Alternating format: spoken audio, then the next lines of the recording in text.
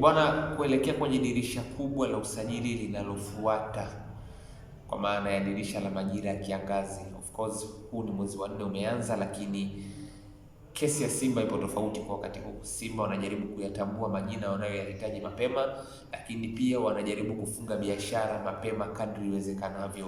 Pia ndio maana wanapata taarifa za mtu kama Kevin Nation Naftali kuwa biashara yake imefungwa tayari na mkataba wa miaka 3 katika kikosi cha Simba takriban wiki 2 zilizopita.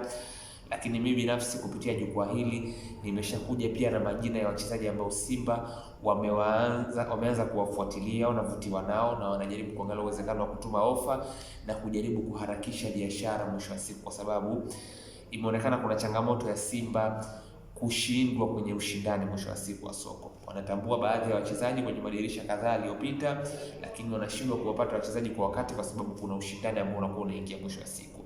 Ili kuepuka hilo, wanajaribu kuwatambua wanaowahitaji mapema na kuzifunga hizi biashara mapema mwisho wa siku. Sasa basi, kwa kusema hivyo, Simba wana mpango wa kusajili wachezaji wasiopungua 6 kwenye dirisha kubwa linalokuja. Simba wana mpango wa kusajili wachezaji wasiopungua 6. Mafullbeki wawili, fullback mmoja wa kulia na fullback mmoja wa kushoto. Kuna malengo ya kuleta fullback wa kimataifa kwenye upande wa kulia kuja kuleta changamoto kwa Shomari Salum Kapombe. Lakini kuna taarifa nimezipata za Simba pia kuwa na mpango wa kuleta fullback mzawa kwenye upande wa kushoto.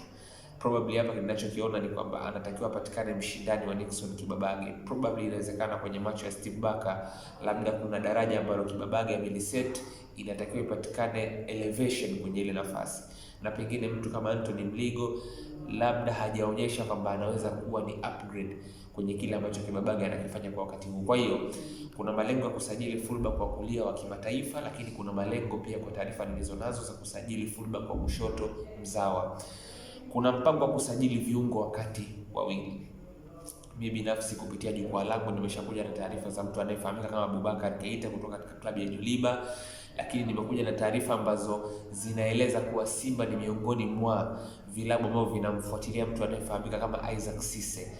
Wao, Kaizer Chiefs pamoja na Sporting Royal Charleroi, klabu kutoka Ubelgiji. Kwa hiyo unaweza kupata picha ya namna ambavyo Simba wanajaribu pia kuliendea eneo la kiungo kwa wakati huu pia.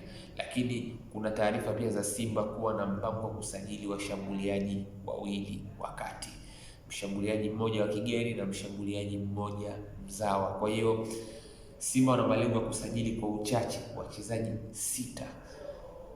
Fullback wa kulia wa kimataifa, fullback wa kushoto mzawa, viungo wawili wa katikati, mshambuliaji mmoja wa kati mzawa na mshambuliaji mmoja wa kati mgeni.